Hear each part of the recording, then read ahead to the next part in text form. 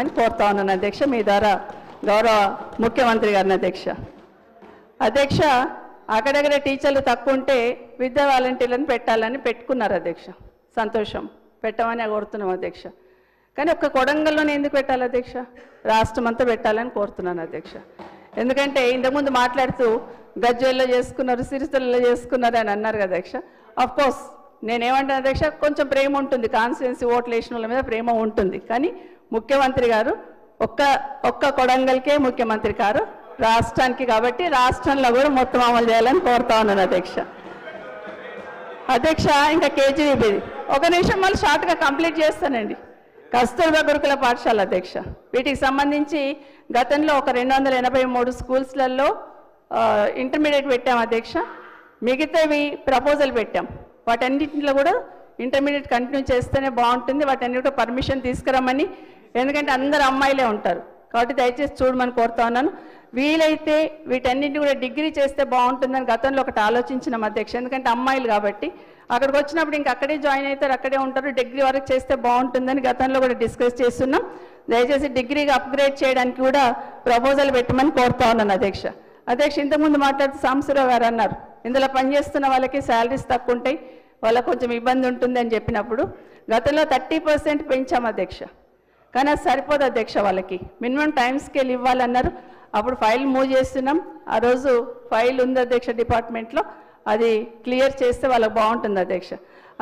ఈ సమగ్ర శిక్ష స్కీమ్ కిందకి వస్తారు అధ్యక్ష. వీళ్ళు కస్తూర్బా గురుకుల పాఠశాలలు ఉన్న వాళ్ళందరూ దీంట్లో వస్తారు అధ్యక్ష. దాదాపుగా 20,000 మంది ఇందులో పనిచేస్తుంటారు అధ్యక్ష. 1-2 కాదు అధ్యక్ష. కానీ ఎన్నికల కన్నా ముందు గౌరవ ముఖ్యమంత్రి గారు ఏం మాట ఇచ్చారు అధ్యక్ష వాళ్ళకి? అరే ఇంత చిన్న సమస్యనా, కేసీఆర్ గారు పట్టించుకుంటలేడు, నేను వస్తేనంటే టీ తాగినంత సేపట్లో చేస్తున్నారు. టీ తాగిపిస్తలేరా అధ్యక్ష ముఖ్యమంత్రి గారికి? మీరు అస్సలు ఇస్తలేరా? ఆర్థిక శాఖ మంత్రి గారు మా ముఖ్యమంత్రి గారికి టీ తాగిపిస్తలేనట్టున్నారు అధ్యక్ష.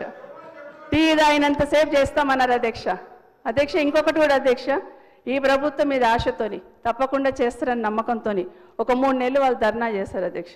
వాళ్ళ ఆవేదన వినిపించే ప్రయత్నం చేశారు అధ్యక్ష. మళ్ళీ మీరు పిలిచారు, మాట్లాడారు, కన్విన్స్ చేశారు, సరే అని మళ్ళీ వాళ్ళు విధుల్లో చేరారు అధ్యక్ష.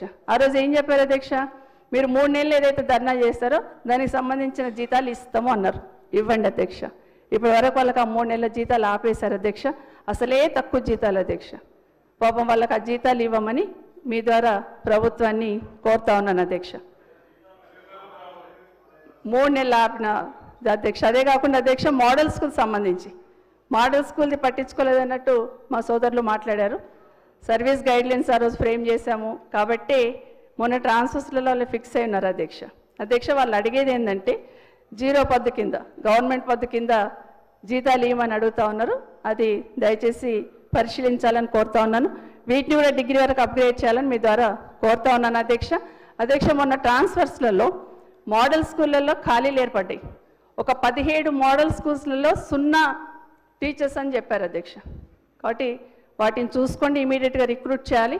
17 మోడల్ స్కూల్స్ అంటే తక్కువేం కాదు అధ్యక్ష, 0 టీచర్స్ అని చూపించున్నారు. కాబట్టి దాన్ని చూడమని, అది నష్టం పిల్లలకి అవుతుందని మీ ద్వారా కోరుతున్నాను అధ్యక్ష. ఇంకొక ముఖ్యమైన విషయం అధ్యక్ష, ప్లీజ్ మేడం, నేను ఇంపార్టెంటే చెప్తున్నా అధ్యక్ష, వేరేం మాట్లాడలేదు.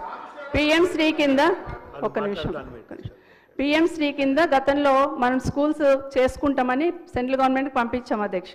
దీంట్లో మేము భాగస్వామ్యం అవుతామని దాదాపుగా 794 స్కూళ్ళు శాంక్షన్ వచ్చినట్టు కింద అధికారులు చెప్తున్నారు అధ్యక్ష. కానీ ఇక్కడ జరుగుతుంది ఏంటంటే అధ్యక్ష, ఈ స్కూల్స్ అన్నీ మన ఊరు మనబడి చేసిన స్కూల్స్కే మళ్ళీ వచ్చినాయి అధ్యక్ష. కాబట్టి అట్లా కాకుండా, నిధులు వృధా కాకుండా లేని స్కూల్స్కి మార్చి పంపించమని ప్రభుత్వాన్ని కోరుతున్నాను అధ్యక్ష. అదర్వైజ్ చేసినయే మళ్ళీ చేయాలి. కాంపౌండ్ వాల్ ఉంది, ఫర్నిచర్ ఉంది, అన్నీ ఉన్నాయి, మళ్ళీ అవే చేయాలంటారు, డబ్బులు వృధా అవుతాయి. కాబట్టి మిగతా స్కూల్స్కి మార్చి పంపిస్తే బాగుంటుందని కోరుతున్నాను అధ్యక్ష. ఇంకొక మాట ఏం చెప్తున్నారు అధ్యక్ష, teachers promotions transfers. Teacher promotions transfers చాలా రోజుల నుండి సమస్య ఉండే, వాళ్ళందరినీ కూర్చోబెట్టి అధ్యక్ష, కనీసం ఒక 10 సార్లు కూర్చోబెట్టి మాట్లాడుంటాం అధ్యక్ష. నేను గవర్నమెంట్ టీచర్స్ లోకల్ బాడీస్ మధ్యలో సమస్య, గవర్నమెంట్ టీచర్స్ పీఈటీల మధ్యలో సమస్య, ఇవన్నీ కూడా అందరినీ పిలిచి ప్రతి ఒక్కరిని పిలిచి మాట్లాడి, టీచర్ సంఘాలలో కూడా పిలిచి మాట్లాడి ఒక ఎక్సర్సైజ్ చేసి ఇంకా చేద్దాము అని షెడ్యూల్ కూడా ఇచ్చేసి డిఎస్సి, ఒక నిమిషం వినండి. ఒక నిమిషం వినండి అధ్యక్ష. చేద్దామని ప్రపోజల్ పెట్టిన తర్వాత మళ్ళీ ఎవరో కోర్టుకు పోవడం అధ్యక్ష స్టక్ అయింది. ఓకే, ఎలక్షన్స్ వచ్చినాయి, ఆగండి, మళ్ళీ ఎలక్షన్స్ వచ్చినాయి అధ్యక్ష. సరే అధ్యక్ష, ఈ ప్రభుత్వాన్ని చేసే అవకాశం వచ్చింది, సంతోషం. మరి ఓన్లీ టీచర్స్ వరకు ఎందుకు చేసి వదిలేసింది అధ్యక్ష? ఎంఈఓలను ఎందుకు చేయలేదు అధ్యక్ష? ఎందుకు కంక్లూజన్ రాలేదు? వాళ్ళకి ప్రమోషన్స్ ఇవ్వలేదు, ఎంఈఓలుగా ప్రమోషన్స్ ఇవ్వలేదు, దయచేసి చూసుకోండి. మరి వాళ్ళకి ఎందుకు ప్రమోషన్స్ ఇవ్వలేదు ఎంఈఓలకి?